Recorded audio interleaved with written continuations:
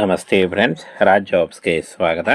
Friends, Bengaluru ಹುದ್ದೆಗಳು ನೋಡಿ ಕರ್ನಾಟಕ ರಾಜ್ಯ ಸರ್ಕಾರಿ ಉದ್ಯೋಗಗಳು ಹಾಗೆ ಕಾಯಂ ಉದ್ಯೋಗಗಳಾಗಿರ್ತವೆ. SDA FDA ಹುದ್ದೆಗಳಿಗೆ ನೇಮಕಾತಿ ನಡೀತಾ ಇದೆ. ಸಂಪೂರ್ಣವಾಗಿ ಸರ್ಕಾರಿ ಉದ್ಯೋಗಗಳು, ರಾಜ್ಯ ಸರ್ಕಾರಿ ಉದ್ಯೋಗಗಳು ಹಾಗೆ ಕಾಯಂ ಉದ್ಯೋಗಗಳಾಗಿರ್ತವೆ. ನೋಡಿ, ಫಸ್ಟ್ ಡಿವಿಷನ್ ಅಸಿಸ್ಟೆಂಟ್ ಮತ್ತು SDA ಈ ಒಂದು ಹುದ್ದೆ ಪ್ರಥಮ ದರ್ಜೆ ಸಹಾಯಕ ಹಾಗೂ ದ್ವಿತೀಯ ದರ್ಜೆ ಸಹಾಯಕ ಹುದ್ದೆಗಳಿಗೆ ನೇಮಕಾತಿ ನಡೀತಾ ಇದೆ. ನೋಡಿ, ಸಂಪೂರ್ಣವಾಗಿ ಕಾಯಂ ಉದ್ಯೋಗಗಳಾಗಿರ್ತವೆ, ಕರ್ನಾಟಕ ಸರ್ಕಾರಿ ಉದ್ಯೋಗಗಳಾಗಿರ್ತವೆ. ನೋಡಿ, ಇನ್ನು ಇಲಾಖೆ ಹೆಸರನ್ನು ನೋಡೋದಾದರೆ ಇಲ್ಲಿ ಕಾಣಿಸ್ತಾ ಇದೆ ನೋಡಿ, ಜವಾಹರ್ಲಾಲ್ ನೆಹರು ತಾರಾಲಯ JNP ಬೆಂಗಳೂರು, ಇಲ್ಲಿಂದ ಹೊಸ ಅಧಿಸೂಚನೆ ಬಿಡುಗಡೆಯಾಗಿದೆ. ನೋಡಿ, ಹುದ್ದೆಗಳ ಹೆಸರು ಫಸ್ಟ್ ಡಿವಿಷನ್ ಅಸಿಸ್ಟೆಂಟ್ ಮತ್ತು ಸೆಕೆಂಡ್ ಡಿವಿಷನ್ ಅಸಿಸ್ಟೆಂಟ್ FDA ಮತ್ತು SDA ಹುದ್ದೆಗಳಾಗಿರ್ತವೆ. ಹಾಗೇನ ಫ್ರೆಂಡ್ಸ್, ಈ ಒಂದು ಹುದ್ದೆಗಳಿಗೆ ಆಫ್ಲೈನ್ ಮೂಲಕ ಪೋಸ್ಟ್ ಮೂಲಕ ಅರ್ಜಿಗಳನ್ನು ಕಳಿಸಬೇಕಾಗುತ್ತೆ. ನೋಡಿ, ಪೋಸ್ಟ್ ಮುಖಾಂತರ ಅರ್ಜಿಗಳನ್ನು ಸಲ್ಲಿಸಬೇಕು. ಸಂಪೂರ್ಣವಾಗಿ ಆಫ್ಲೈನ್ ಅಪ್ಲಿಕೇಶನ್ ಫಾರ್ಮ್ ಇರುತ್ತೆ, ಅದನ್ನು ಡೌನ್ಲೋಡ್ ಮಾಡ್ಕೊಂಡ್ಬಿಟ್ಟು ಫಿಲ್ ಮಾಡಿ ಪೋಸ್ಟ್ ಮುಖಾಂತರ ಕಳಿಸ್ಕೊಡ್ಬೇಕಾಗತ್ತೆ. ಅದನ್ನು ಅಡ್ರೆಸ್ ಕೂಡ ಮುಂದೆ ತಿಳಿಸ್ಕೊಡ್ತೀನಿ. ಹಾಗೆ ಆಯ್ಕೆಯಾದಂಥ ಅಭ್ಯರ್ಥಿಗಳಿಗೆ ಬೆಂಗಳೂರಲ್ಲಿ ನೇಮಕಾತಿ ಮಾಡಿಕೊಳ್ಳಲಾಗುತ್ತೆ. ನೋಡಿ, ಇನ್ನು ಶೈಕ್ಷಣಿಕ ಅರ್ಹತೆಯನ್ನು ನೋಡೋದಾದರೆ ಫಸ್ಟ್ ಡಿವಿಷನ್ ಅಸಿಸ್ಟೆಂಟ್ FDA ಹುದ್ದೆಗಳಿಗೆ ಅರ್ಜಿ ಸಲ್ಲಿಸುವಂಥ ಅಭ್ಯರ್ಥಿಗಳು ಮಾನ್ಯತೆ ಪಡೆದ ವಿಶ್ವವಿದ್ಯಾನಿಲಯದಿಂದ ಕನಿಷ್ಠ 50% ಅಂಕಗಳೊಂದಿಗೆ ಪದವಿಯನ್ನು ಪಾಸ್ ಮಾಡಿರಬೇಕಾಗತ್ತೆ. ಹಾಗೆ ಕಂಪ್ಯೂಟರ್ ಜ್ಞಾನ ಇರಬೇಕು. Tally, MS office, Word, Excel, PowerPoint ಹಾಗೂ ಕನ್ನಡ ಮತ್ತು ಇಂಗ್ಲೀಷ್ ಟೈಪಿಂಗ್ ಜ್ಞಾನ ಇರಬೇಕಾಗತ್ತೆ. ಇನ್ನು ಫ್ರೆಂಡ್ಸ್, ಇಲ್ಲಿ ನೋಡಿ, ಸ್ನಾತಕೋತ್ತರ ಪದವಿ ಹಾಗೂ diploma HR, personal management, short hand ಜ್ಞಾನ, ಕನ್ನಡ ಮತ್ತು ಇಂಗ್ಲೀಷ್ ಮತ್ತು ಪೋಸ್ಟರ್ ವಿನ್ಯಾಸ ಸಾಮರ್ಥ್ಯ ಎಲ್ಲ ಕಂಪ್ಯೂಟರ್ನಲ್ಲಿ ಗೊತ್ತಿರಬೇಕಾಗುತ್ತೆ ಅಂತ ಹೇಳಿದ್ದಾರೆ. ಹಾಗೆ ಸೆಕೆಂಡ್ ಡಿವಿಷನ್ ಅಸಿಸ್ಟೆಂಟ್ ಹುದ್ದೆಗಳಿಗೆ ಎನಿ ಡಿಗ್ರಿ, ಯಾವುದೇ ಡಿಗ್ರಿ ಅಥವಾ ತತ್ಸಮಾನ ಅರ್ಹತೆ ಬೇಕಾಗುತ್ತೆ.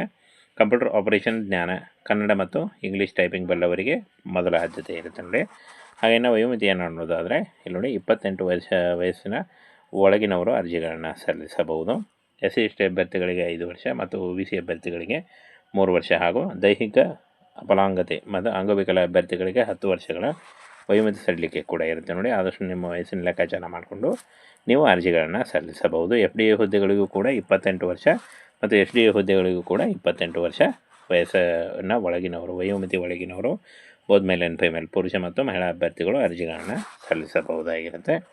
ಇನ್ನು ವೇತನ ಶ್ರೇಣಿಯನ್ನು ನೋಡೋದಾದರೆ FDA ಹುದ್ದೆಗಳಿಗೆ ಅರ್ಜಿ ಸಲ್ಲಿಸುವಂಥ ಅಭ್ಯರ್ಥಿಗಳಿಗೆ 7ನೇ ವೇತನ ಆಯೋಗ ಪ್ರಕಾರ 34,000ದಿಂದ 67,000 ಪರ್ ಮಂತ್ ಸ್ಯಾಲ್ರಿ ಆಗಿರುತ್ತೆ. ನೋಡಿ, ಹಾಗೆಯೇ SDA ಹುದ್ದೆಗಳಿಗೆ 27,000ದಿಂದ 52,000 ಪರ್ ಮಂತ್ ಸ್ಯಾಲ್ರಿ ಆಗಿರುತ್ತೆ. ನೋಡಿ, ಹಾಗೆ ಇನ್ನು DA, HRA, TA ಈ ಥರ ಒಂದು ಭತ್ಯೆಗಳು ಕೂಡ ಸಿಗುತ್ತೆ ಸರ್ಕಾರದ್ದು.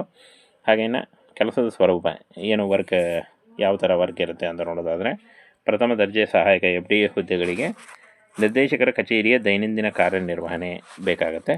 ಹಾಗೆ ಡಿಕ್ಟೇಷನ್ ತೆಗೆದು ನೋಟ್ಸ್ ತಯಾರಿಕೆ ಮಾಡಬೇಕಾಗತ್ತೆ. ಪವರ್ ಪಾಯಿಂಟ್ ಪ್ರಸ್ತುತಿ ತಯಾರಿಕೆ, ಶೈಕ್ಷಣಿಕ ಕಾರ್ಯಗಳ ಪಬ್ಲಿಸಿಟಿ ವಿನ್ಯಾಸ, ವರದಿ ತಯಾರಿ, ಸಭೆ ಆಯೋಜನೆ, ನೋಡಿ ಇಷ್ಟನ್ನು ಮಾಡಬೇಕಾಗತ್ತೆ FDA ಹುದ್ದೆಗಳಿಗೆ. ಇನ್ನು ದ್ವಿತೀಯ ದರ್ಜೆ ಸಹಾಯಕ SDA ಹುದ್ದೆಗಳಿಗೆ ಕಚೇರಿ ದಾಖಲೆ ನಿರ್ವಹಣೆ, ದಾಖಲೆಗಳ ನಕಲು ತಯಾರಿ, ಇಮೇಲ್, ಫೋನ್ ಸಂವಹನ ನಿರ್ವಹಣೆ, ಮೂಲ ದಾಖಲೆಗಳು ಮತ್ತು ಫೈಲ್ಗಳ ವ್ಯವಸ್ಥೆಯನ್ನು ಮಾಡಬೇಕಾಗತ್ತೆ. ನೋಡಿ, SDA ಹುದ್ದೆಗಳಿಗೆ ಈ ರೀತಿಯಾಗಿ ವರ್ಕ್ ಇದ್ದರೆ SDA ಹುದ್ದೆಗಳಿಗೆ ಬೇರೆ ವರ್ಕ್ ಇರುತ್ತೆ. ನೋಡಿ, ಹಾಗೆಯೇ ವೆಬ್ಸೈಟ್ನಿಂದ ನೀವು ಅರ್ಜಿ ನಮೂನೆಯನ್ನು ಡೌನ್ಲೋಡ್ ಮಾಡಿಕೊಂಡು ಅಗತ್ಯ ದಾಖಲೆಗಳನ್ನು ಅಟ್ಯಾಚ್ಮೆಂಟ್ ಮಾಡಿ ಈ ಒಂದು ಅಡ್ರೆಸ್ಗೆ ಕಳಿಸ್ಕೊಡ್ಬೇಕಾಗುತ್ತೆ. ನೋಡಿ, ನಿರ್ದೇಶಕರು ಜವಾಹರ್ಲಾಲ್ ನೆಹರು ತಾರಾಲಯ, ಶ್ರೀ T. ಚೌಡಯ್ಯ ರಸ್ತೆ, ಹೈ ಗ್ರೌಂಡ್ಸ್, ಬೆಂಗಳೂರು 560001 ಈ ಒಂದು ಅಡ್ರೆಸ್ಗೆ ನೀವು ಪೋಸ್ಟ್ ಮುಖಾಂತರ ಕಳಿಸ್ಕೊಡ್ಬೇಕಾಗುತ್ತೆ. ನೋಡಿ, ಹಾಗೇನ ಅರ್ಜಿ ಶುಲ್ಕವನ್ನು ನೋಡೋದಾದರೆ ಈ ಒಂದು ಹುದ್ದೆಗಳಿಗೆ ಯಾವುದೇ ರೀತಿಯ ಅರ್ಜಿ ಶುಲ್ಕ ಇರಲ್ಲ.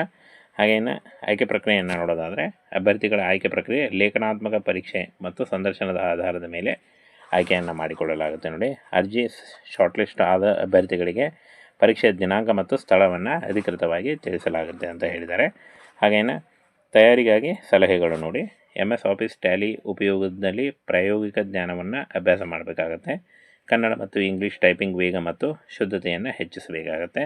ಶಾರ್ಟ್ ಹ್ಯಾಂಡ್ ಬಲ್ಲವರಿಗೆ ಹೆಚ್ಚಿನ ಲಾಭ ಇರುತ್ತೆ. ಪವರ್ ಪಾಯಿಂಟ್ ಪ್ರಸ್ತುತಿ, ಡಾಕ್ಯುಮೆಂಟೇಷನ್ ಮತ್ತು ಪಬ್ಲಿಸಿಟಿ ವಿನ್ಯಾಸದ ನೈಪುಣ್ಯತೆಯನ್ನು ಅಭ್ಯಾಸ ಮಾಡಿಕೊಳ್ಬೇಕಾಗತ್ತೆ. ನೋಡಿ, ಈ ಒಂದು ಹುದ್ದೆಗಳಿಗೆ ಅರ್ಜಿ ಸಲ್ಲಿಸುವಂಥ ಅಭ್ಯರ್ಥಿಗಳು ಇಷ್ಟನ್ನು ತಯಾರಿ ಮಾಡಿಕೊಳ್ಬೇಕಾಗತ್ತೆ. ಹಾಗೇನು ಫ್ರೆಂಡ್ಸ್, ಅರ್ಜಿ ಸಲ್ಲಿಕೆ ಕೊನೆಯ ದಿನಾಂಕ ನೋಡಿ 15 ಜುಲೈ 2025 ಆಗಿರುತ್ತೆ. ಇನ್ನು FDA ಹುದ್ದೆಗಳಿಗೆ 34,000ದಿಂದ 67,000 ಇದ್ದರೆ SDA ಹುದ್ದೆಗಳಿಗೆ 27,000ದಿಂದ 52,000 ಪರ್ ಮಂತ್ ಸ್ಯಾಲ್ರಿ ಆಗಿರುತ್ತೆ. ಇನ್ನು ಆಯ್ಕೆ ಪ್ರಕ್ರಿಯೆ ಲೇಖನ ಪರೀಕ್ಷೆ ಮತ್ತು ಸಂದರ್ಶನದ ಮೂಲಕ ಇರುತ್ತೆ. ಅರ್ಜಿ ಹೇಗೆ ಸಲ್ಲಿಸಬೇಕು ಅಂತ ನೋಡೋದಾದರೆ ಪೋಸ್ಟ್ ಮುಖಾಂತರ, ನೀವು ಡೈರೆಕ್ಟಾಗಿ ಪೋಸ್ಟ್ ಮುಖಾಂತರ ಅರ್ಜಿಗಳನ್ನು ಸಲ್ಲಿಸಬೇಕು. ಅಪ್ಲಿಕೇಶನ್ ಫಾರ್ಮ್ ಇರುತ್ತೆ, ಆ ಒಂದು ಅಪ್ಲಿಕೇಶನ್ ಫಾರ್ಮನ್ನು ಫಿಲ್ ಮಾಡಿ ಪೋಸ್ಟ್ ಮಾಡಬೇಕಾಗತ್ತೆ. ಹಾಗೆ ಕಾರ್ಯ ಸಮಯ ಯಾವ ರೀತಿಯಾಗಿರುತ್ತೆ ಅಂದರೆ ಸೋಮವಾರದಿಂದ ನಿಮಗೆ ಭಾನುವಾರವರೆಗೆ ಇರುತ್ತೆ, ಶನಿವಾರವರೆಗೆ ಇರುತ್ತೆ, ಭಾನುವಾರ ರಜೆ ಇರುತ್ತೆ ನೋಡಿ. ಹಾಗೇನೆ ಫ್ರೆಂಡ್ಸ್, ಪ್ರಮುಖ ದಿನಾಂಕಗಳನ್ನು ನೋಡೋದಾದರೆ ಅಧಿಸೂಚನೆ ಪ್ರಕಟಿಸಿರುವ ದಿನಾಂಕ 24 ಜೂನ್ ಆಗಿರುತ್ತೆ. ಅರ್ಜಿ ಸಲ್ಲಿಕೆ ಪ್ರಾರಂಭ 24 ಜೂನ್. ಹಾಗೆ ಅರ್ಜಿ ಸಲ್ಲಿಸಲು ಕೊನೆಯ ದಿನಾಂಕ 15 ಜುಲೈ 2025. ಪರೀಕ್ಷೆ ಮತ್ತು ಸಂದರ್ಶನದ ದಿನಾಂಕ ಶಾರ್ಟ್ ಲಿಸ್ಟ್ ಆದ ಅಭ್ಯರ್ಥಿಗಳಿಗೆ ಪ್ರತ್ಯೇಕವಾಗಿ ತಿಳಿಸ್ಕೊಡಲಾಗುತ್ತೆ ಅಂತ ಹೇಳಿದ್ದಾರೆ ನೋಡಿ. ಈ ರೀತಿಯಾಗಿ ನೀವು ಅರ್ಜಿಗಳನ್ನು ಸಲ್ಲಿಸಬೇಕಾಗುತ್ತೆ. ಅಪ್ಲಿಕೇಶನ್ ಫಾರ್ಮ್ ಇರುತ್ತೆ ನೋಡಿ, ಅದನ್ನು ಡೌನ್ಲೋಡ್ ಮಾಡಿಕೊಂಡು ಫಿಲ್ ಮಾಡಿ ನೀವು ಪೋಸ್ಟ್ ಮುಖಾಂತರ ಕಳಿಸ್ಕೊಡ್ಬೇಕಾಗುತ್ತೆ.